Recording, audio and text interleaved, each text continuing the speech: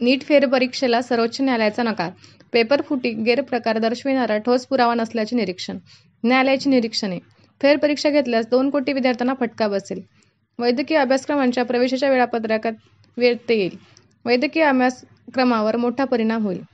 भविष्यात वैद्यकीय व्यावसायिकांच्या उपलब्धतेवर प्रतिकूल परिणाम होईल. आरक्षण असलेल्या विद्यार्थ्यांची गैरसोय होईल. NTS आणि मद्रास IITने दिलेला अहवाल तपासल्यानंतर लक्षात येते की पेपरफुटी प्रकरणाची व्याप्ती फार मोठी नाही किंवा हे प्रकरण फार व्यापक नाही. सध्या असलेल्या पुराव्यांच्या आधारे पेपरफुटी प्रकरण सुनियोजित पद्धतीने राबविल्याचे सिद्ध होत नाही. त्यामुळे परीक्षेचे पावित्र्य भंग झाले असा निष्कर्ष काढणे योग्य ठरणार नाही.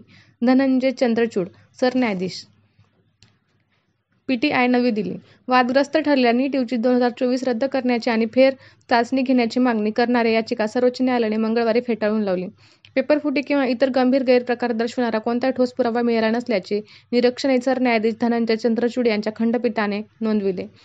नीट परीक्षेला आव्हान देणाऱ्या सुमारे 40 याचिकांवर न्यायाधीश JB पारडीवाला आणि न्यायाधीश मनोज मिश्रा यांचा समावेश असलेल्या खंडपीठासमोर सुनावणी झाली.